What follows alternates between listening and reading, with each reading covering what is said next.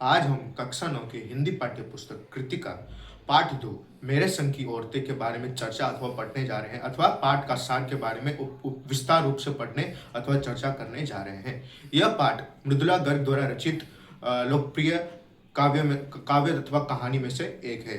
मृदुला गर्ग जो इस लेखिका है, जो कहती है कि उनके परिवार में किस तरह औरतों को औरत के वो समाज को बताना चाहते हैं कि उनके परिवार में औरत को किस तरह देखा जाता है और उनका क्या समाज में स्तर है अथवा क्या है, वो इस कहानी से हमें बताना चाहते हैं। लेखिका कहती है कि उनकी नानी अनपढ़ अथवा पर्दावादी किस्म की नारी अथवा औरत थी। उनके नाना जब विवाह के बाद बैरिस्टर पास करके कैम्ब्रिज यूनिवर्सिटी में चले जाते हैं और वहाँ पे वो अच्छे से शान शौकत से अपना ज़िंदगी को यापन अथवा अच्छे से जीते हैं। परंतु इनके उल्टा उनके नानी पर कोई फर्क नहीं पड़ता, उन पर कोई प्रभाव नहीं पड़ता और वो वापस अपनी निजी ज़िंदगी में व्यस्त हो जाते हैं। और लेखिका कहती है कि इसी तरह हमसे नानी से वो कहना चाहते हैं कि वो समाजवादी और पर्दावादी औरत थी।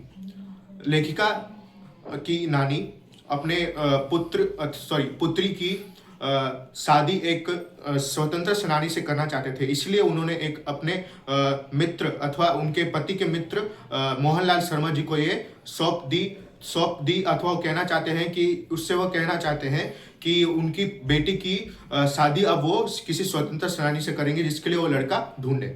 अतः इससे पता चलता है कि लेखिका के माँ का विवाह एक स्वतंत्र सेनानी से हुआ अथवा एक सिपाही से हुआ। लेखिका की माँ बाकी माँओं से अलग थी, वो किसी से उतना बातचीत नहीं करती थी, वो दूसरी माँ की तरह अपने बच्चों की देखभाल उतना नहीं किया करती थी। और लेखिका ये भी कहती है कि वो हमेशा अपने आप में ही मग्न रहती थी। लेखिका ये कहती है कि जब वो बड़ी हो जाती है तब उनको पता चलता है कि उनकी माँ उनमें बिल्कुल भी दिलचस्पी नहीं लेती है और वो ये भी कहती है कि उनकी माँ दूसरे से बातचीत नहीं करती है, दूसरे से चुगली अथवा किसी को गुप्त बात वो किसी से शेयर नहीं करती है। लेखिका कहती है कि जब वो उनकी माँ का शादी का 1 वर्ष हो जाता है तो उनकी दादी माँ, जो उनकी दादी होती है, वो सोचती है कि उनका पहला पुत्र अथवा जब बच्चा हो तो एक लड़की के रूप में वो आए, तो और उनको भगवान सुन लेते हैं और उनको 5 बेटी होती है।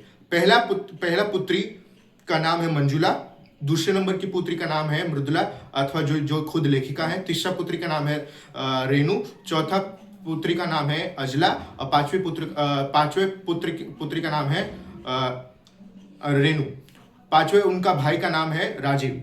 आगे कहानी पढ़ते हैं तो हमें पता चलता है कि लेखक के भाई अंग्रेजी में और उनकी बहन रेणु हिंदी में बहुत अच्छे थे, पढ़ने लिखने में बहुत अच्छे थे।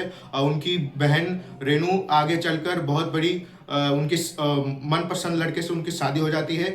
रेणु जी और उनकी मृदुला जो खुद लेखिका है वो कहती है कि आगे चल के चारों भाई का शादी हो जाता है और वो एक दूसरे में परिवार में व्यस्त हो जाते हैं। और धन्यवाद। इससे हमें पता चलता है कि लेखिका हमें कहना चाहते हैं कि आज भी समाज में औरत का उतना सम्मान किया जाता है, परंतु अभी भी वो पर्दावादी किस्म के रूप में रह रही है। इस कहानी से हमें यह पता चलता है कि हमें औरतों को खुली आज़ादी देनी चाहिए। धन्यवाद। और अगर आपको वीडियो लाइक कीजिए, सब्सक्राइब कीजिए और शेयर कीजिए। धन्यवाद।